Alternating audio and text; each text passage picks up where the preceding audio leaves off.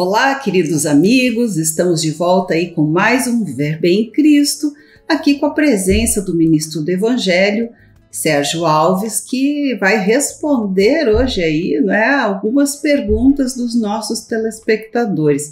Aliás, temos várias aí, pastor Sérgio, tudo bem? Tudo bem, uma boa noite a todos vocês, a nossa audiência do programa Viver Bem em Cristo, e agradeço a Deus e esta oportunidade que Ele concede para que a gente fale da sua verdade, da sua palavra, que faz bem para todos nós.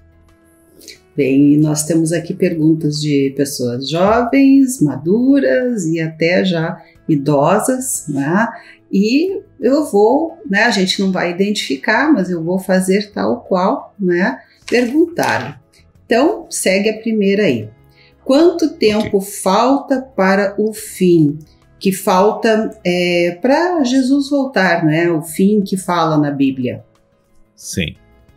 Olha, com precisão ninguém sabe, porque a Bíblia diz que só Deus sabe o dia e a hora em que o Filho viria para ficar nos ares e dali, desse lugar, então ele vai chamar todos que morreram no Senhor e que estão prontos para reinar com Cristo.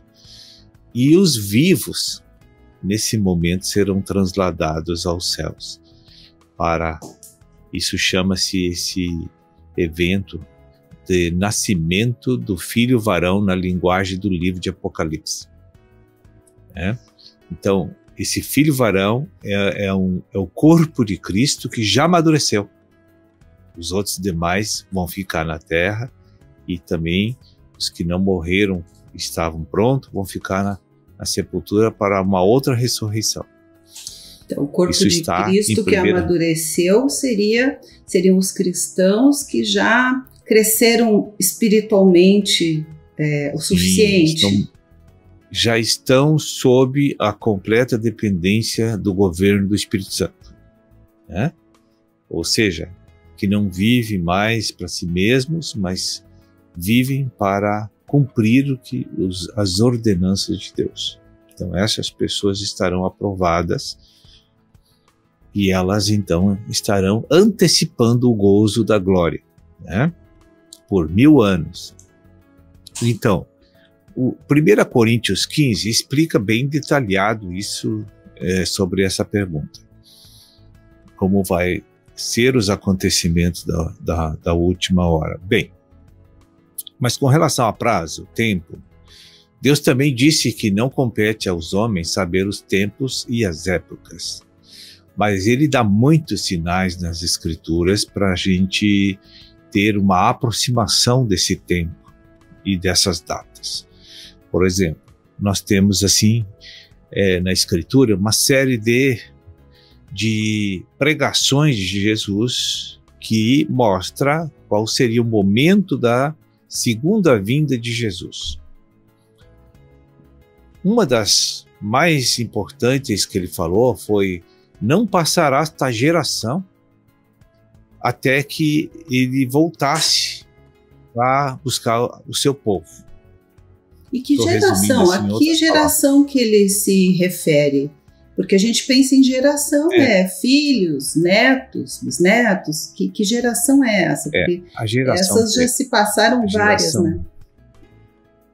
Geração terrena, natural é uma coisa. Agora, a geração espiritual é uma dispensação. É um momento de dispensação que Deus determina através de épocas para determinados cumprimentos dos planos dele. Por exemplo, tivemos a era da inocência, a era da lei, agora temos a era da graça, daqui a pouco teremos a era do reino, depois teremos a era da Nova Jerusalém. Então são períodos que são delimitados, por Deus para o seu reino, os seus planos se consumarem em suas etapas naqueles momentos. Então esta geração que Jesus falou, ela dura 2000 anos. E nós estamos em que era agora, dessas que o Senhor colocou? Nós estamos na dispensação do reino dos céus, que é a era da graça. Então, segundo os cálculos de pessoas que são estudiosas na matemática aí, diz que quando se completarem 2000 anos da ressurreição de Cristo, iria terminar completamente o período da graça. Então vamos, segundo as profecias de Daniel, nós teríamos uma semana nesse final da era da graça que Deus entregaria a terra para Satanás governar 7 anos. E por que se chama Era da Graça? A Era da Graça é porque Deus salva sem cobrar nada de ninguém, apenas pela fé. Sim. Então, ele dá a sua vida divina para o pecador ser transformado e justificado diante de Deus como salvo, e não mais como condenado que estava. Então, por isso que é chamado Era da Graça. Então, nesta era, todos recebem salvação de graça. Não precisa pagar, não precisa se santificar, não precisa fazer nada. Você só aceita Cristo como a justiça de Deus e como o Filho de Deus que veio em carne, e você já recebe o Espírito Santo em seu espírito humano. E esse dispensar é que caracteriza o nosso novo nascimento graciosamente. Então Deus recria nossas vidas, né? Então, pelos cálculos assim de datas, nós estamos assim chegando, pelos cálculos dos especialistas aí, que a gente tem acompanhado, que são judeus que cuidam desses detalhes, né, da ciência judaica aí, em 2028, talvez final de 2028, acaba o período da Era da Graça. Isso não tenho, sim, uma precisão para explicar, mostrar isso. Mas a previsão é que final de 2028 acaba tudo. Então aí você pensa bem, 2000 anos completo em 2028, talvez em outubro. Aí você tira 7 anos para trás, né? Porque esse período do governo do anticristo está dentro da Era da Graça, os 7 anos, que chama da noite, o período da noite, a semana da noite dentro, que são 7 anos, né? Isso está dentro da Era da Graça. Então, se em 2028 tira 7 anos, né, dá 2021, né? Se tem mais 3 anos e meio para chegar ao arrebatamento depois de 2021, são 2024 e meio, né?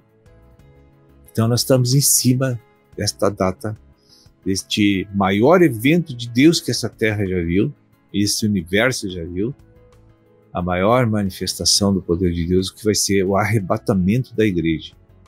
Muito em breve, então. Está muito perto, muito em breve. Preparem-se, ó Israel, para te encontrares com o Senhor teu Deus. Isso, várias vezes eu tenho lido essa palavra, que nós temos que repensar nossa maneira de viver aqui, naturalmente na Terra. É momento de reflexão de que está para acontecer essas coisas. E aí, se você olhar a parábola das 10 virgens, 5 eram nécias e 5 eram prudentes. Isso significa que não houve tempo para as nécias conseguirem o óleo nas lâmpadas. Isso vai acontecer com os crentes que viveram a vida do reino segundo o seu coração e não segundo as ordenanças de Deus. Que não seguiram o Senhor, que não obedeceram o Senhor absolutamente como Ele deseja e quer. E aí porque não dá mais tempo de querer mudar isso em cima da hora, como se diz. Esses crentes que não atingiram aquele nível de elevado espiritualmente, eles vão ficar vivendo mais 3 anos e meio na grande tribulação, onde Satanás estará abertamente mostrando o seu sistema de governar. A Bíblia diz que esse período horrível, né? vai ser tão horrível que o homem não tem a menor capacidade de imaginar. Jesus disse, não houve na terra período igual a esse. Temos que nos preparar. Nossa, do jeito que as coisas estão, já está horrível. Imagina, né? Isso multiplicado, então é praticamente insuportável, né? Verdade. Bem, pastor, nós vamos fazer um breve intervalo, mas já voltamos aí, né, para que o senhor continue explanando, então, um pouquinho, né, a respeito desse questionamento.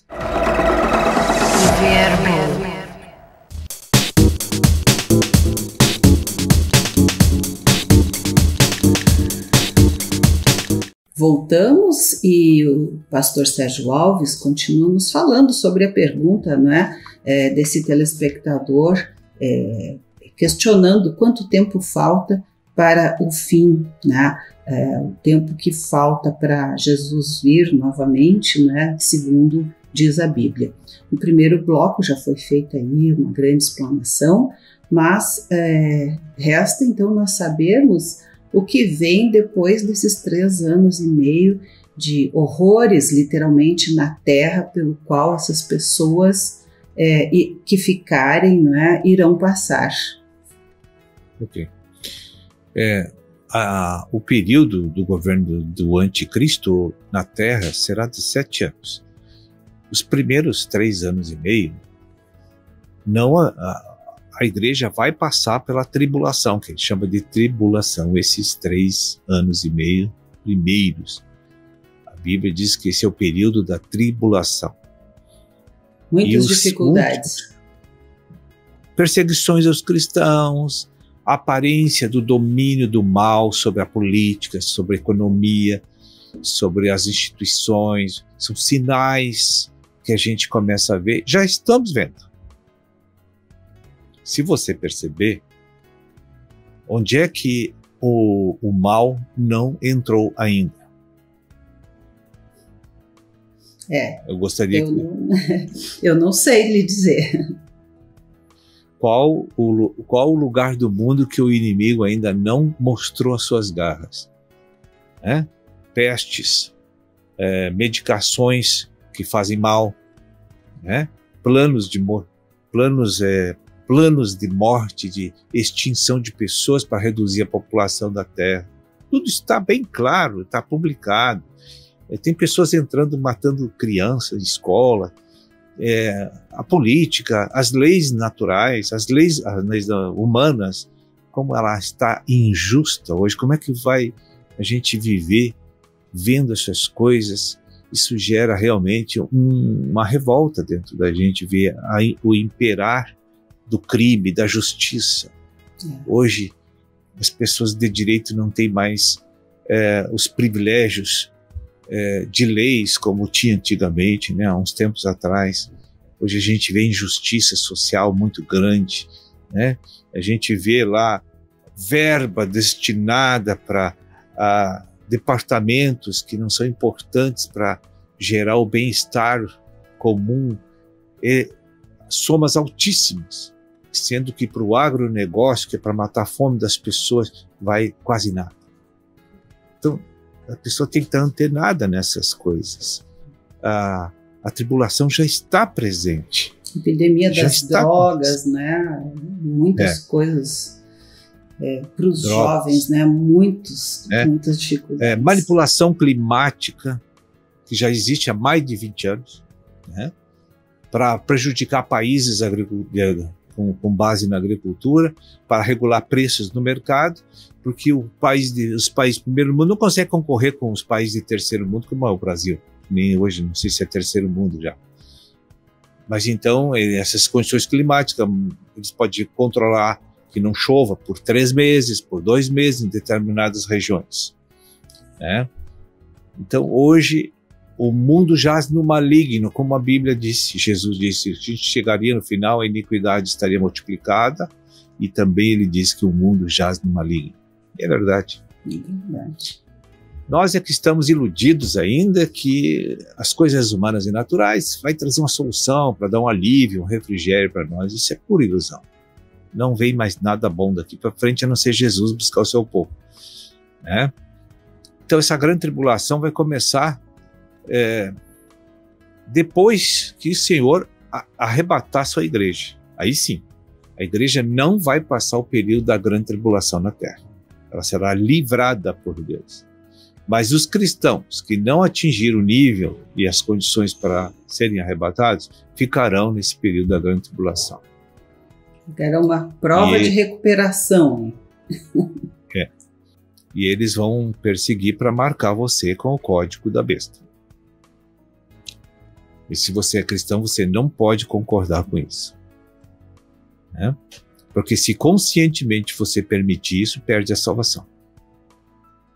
E se você não se deixar marcar com esse código, você vai passar pela guilhotina na morte. Esse vai ser o sistema que vai ser implantado. Olha, então veja que a coisa é muito séria. Muita fé e coragem, né? Para combater, para resistir a isso, né? Eu sinto assim a mão do inimigo nos aeroportos onde eu passo. Eu sinto a mão do inimigo, claro, assim, claríssimo, que eles estão tomando conta de tudo, de tudo. Há uma unção, há uma energia no planeta e é permissão divina. E é permissão divina por causa do plano de Deus, né? Então está muito próximo dessa. Essa pergunta foi muito interessante e oportuna para o momento que nós estamos vivendo. Sim, verdade, né? A gente tem que ficar muito ligado nisso aí, porque como o senhor disse, né, está muito próximo, depois não dá mais tempo de evitar todo esse sofrimento, né? Veja o desespero das virgens nécias quando Jesus disse que elas não poderiam entrar nas bodas do Cordeiro. Queriam dar tudo, né, para comprar, digamos assim, aquele óleo, aí, né? Queria ir nas que tinham, não tem, é impossível isso acontecer. Sim. Porque isso faz parte de um processo subjetivo de comunhão com o Espírito Santo.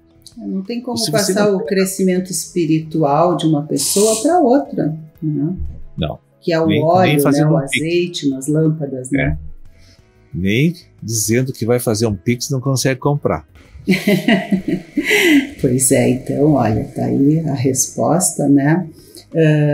Bem, pastor, nós temos um pouquinho de tempo aí, mas eu creio que talvez dê para responder ainda mais uma pergunta, que é a seguinte: por que Deus não desiste de nós, né? Que somos tão maus, pecadores, né? Iníquos. Vou dar um exemplo para responder essa pergunta. Por que um empresário, quando investe na exploração econômica, abrindo uma indústria, e a indústria custa 3, 4, 5 anos para dar fruto, por que ele não desiste? Que ele vê que ali vai ter uma renda. Ele planejou e já vislumbrou que vai ter a renda, vai ter o lucro, a remuneração do seu capital. Então, Deus determinou isso na eternidade passada, antes que tivesse terra, que ia criar o homem, por meio do homem ia governar o planeta eternamente. E isso vai se consumar, por isso que ele não desiste de nós. Sim. Agora, muitas almas vão se perder nesse percurso, que não querem Deus. Sim. Serão condenadas ao lago de fogo. E daí, se não quer, não quer. Né? Não é uma questão de Deus desistir, a pessoa que desiste de Deus, que não quer. Né? Então, Deus nunca desiste de pessoas. Deus espera que elas se arrependam e vivam sob o governo dele. Mas se isso não acontecer, não é que ele vai odiar a pessoa, não. Existe uma determinação legal, espiritual, que aqueles que não querem Deus só têm lugar para morar no lago de fogo. Não adianta, é que nem uma pessoa que não quer ficar casada com a outra, né? Não tem como obrigar aquilo, né? Não tem como Deus desistir de nós, porque senão ele vai frustrar o seu plano e isso nunca vai acontecer. Sim. E então, se a gente não desistir dele, ele não desiste de nós também? Não. Podemos até passar pela grande tribulação, com grande aflição e sofrimento, mas ele não desiste de nós. Só se a gente dizer, não quero você. Sim. Então, mesmo que o investimento custe um pouco mais a dar retorno, né? Ali, né, as pessoas que querem Deus, Deus não irá desistir delas, mesmo com todas as outras coisas, né, inerentes à vida da pessoa. Dificuldades, enfim, conflitos, às vezes. É óbvio que tem um detalhe aí, que tem as trevas exteriores, que é uma disciplina milenar para a purificação da alma humana, que dura 1000 anos também. É outra chance que Deus dá para todos aqueles que não conseguiram atingir o nível de maturidade. Certo. Bem, então está aí a resposta, né? Deus nunca vai desistir de você que quer Deus, né? Está aí nós somos feitura das suas mãos. Das suas mãos, né? Por que ele desistiria se nós o queremos, não é? Às vezes somos duros de coração, demoramos porque não compreendemos, nosso cérebro é muito racional, né? Nossa fé é pequena, andamos, como diz na palavra, somos cegos, né? Pobres, miseráveis de entendimento, mas tendo fé, crendo em Deus, né? E em Cristo, não tem erro. Bem, então tá, Pastor Sérgio, nós lhe agradecemos e esperamos estar novamente aqui na próxima semana com o nosso Viver Bem em Cristo. Até lá! Viver Bem.